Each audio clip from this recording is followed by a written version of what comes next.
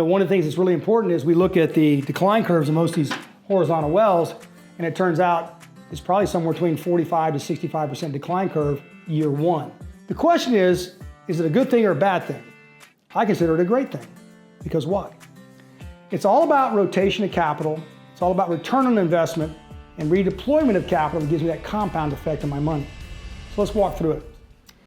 One of the big questions I've gotten for the last 7 to 10 years is, explain to me the decline curve in these horizontal wells and what that means to me in terms of not only return of cash flow, return of investment, but longevity of wells.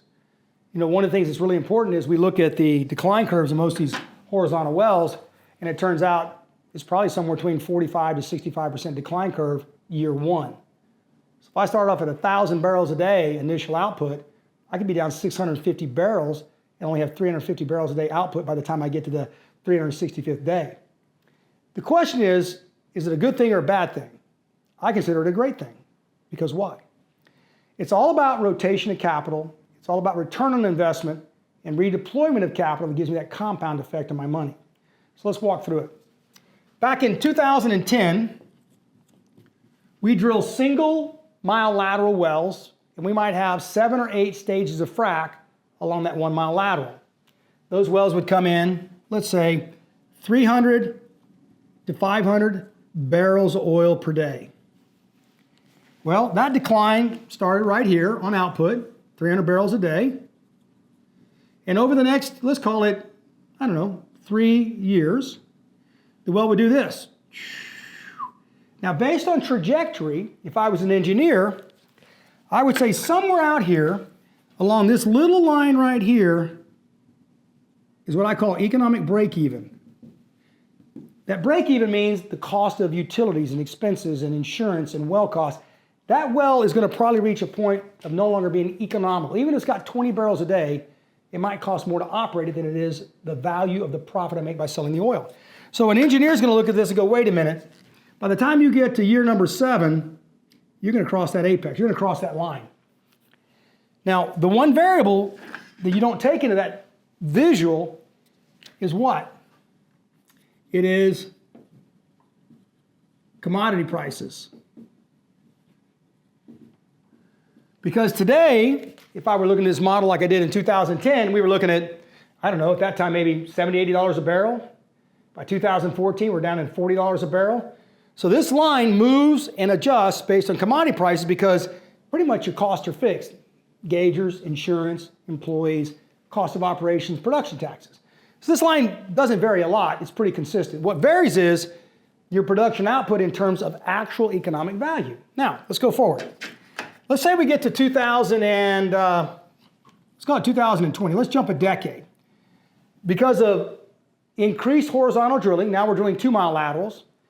We're no longer doing 8-stage fracs along a mile. We're now doing 20 stages per mile. So we're talking wells coming in 750 to 1,000 barrels of oil per day.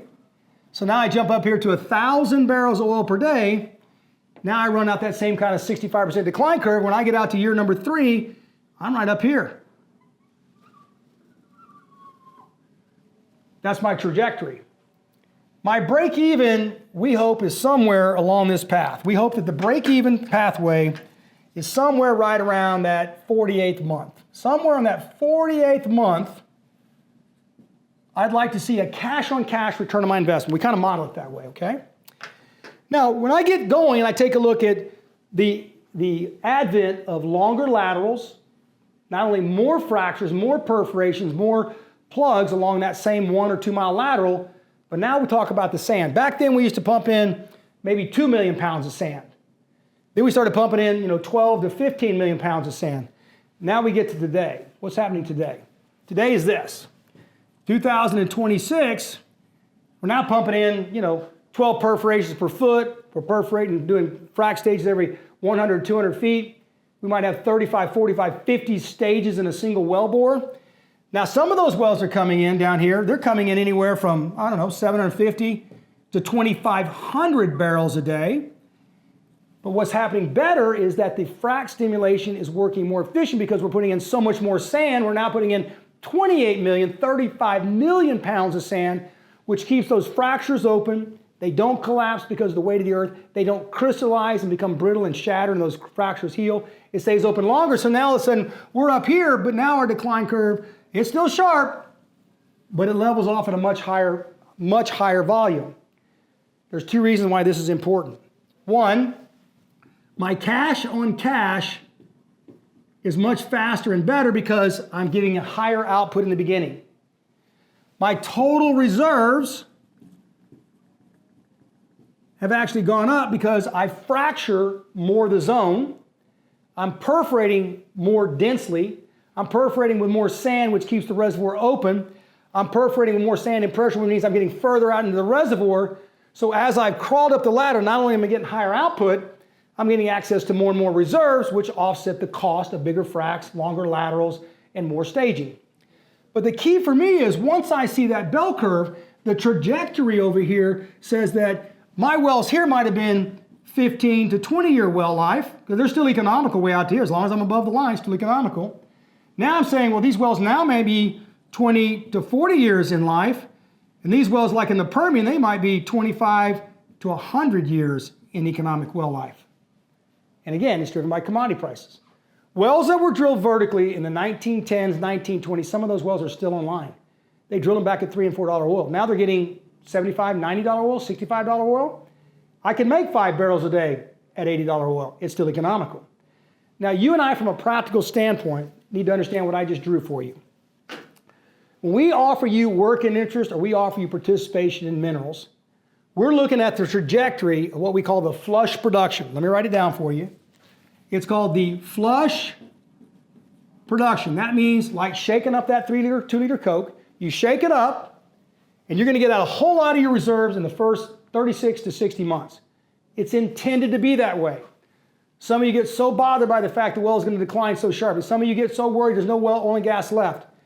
Exxon would be broke if they knew that by getting all that oil and gas out in the first 60 months there was no reserves left. They'd be broke. There's no reserves to book. What they're saying is we might get 25 to 35% of our reserves out in the first 48 months.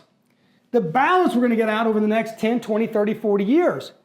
But if you look backwards 40 years, when I started in 1985, we were lucky to get $11 a barrel. It was a big deal in my world. If we thought oil was going to go to $14 or $15, that was a 30, 40, 50% rise in value. Today, if we're at $65 or $70 a barrel, if we go to 85, well, that's a 20, 30, 40% increase in the value of oil. It makes this that much more economical. So get your head around minerals and with working interest. We're buying these wells because we've laddered up the production, the access, the flush volumes that come out. We're doing it in the same time frame. We're starting with a higher number, we're leveling off at a higher number, and we're having longer well lives because of what I just described. You are part of an evolution of technology in the oil and gas business that's only been around for 16 years. About 2009 and 10 is when this is all being done because the price of oil had jumped to $145 a barrel. But what you and I get the benefit of is billion-dollar companies with probably $1 billion payroll, with the best engineers, geologists, you name it, the best of the best, every day figuring out how to tweak the system 1 barrel better, 1 foot better, 1 perforation better, 1 barrel of recovery better, 1 lateral length better and cheaper and more efficient. And we get to participate with that benefit, and we don't pay a single dollar. We get the advantage of that in our minerals. We get the advantage to implement that and imitate that in our drilling because we're using the same service providers. The guy who fracked Exxon's well doesn't show up in our location and empty his brain. He shows up on location and says, I recommend we tweak your frack from A to A prime. Why? I just did 5 wells, can't tell you for who. By doing A prime, they got 10% better results than what your plan's going to give you. Oh, well, let's do A prime then. We're getting a collective aggregation of intellectual value that cannot be measured in dollars and cents. It's measured in reserves, cash flow, and longevity. Thanks for listening, Ed.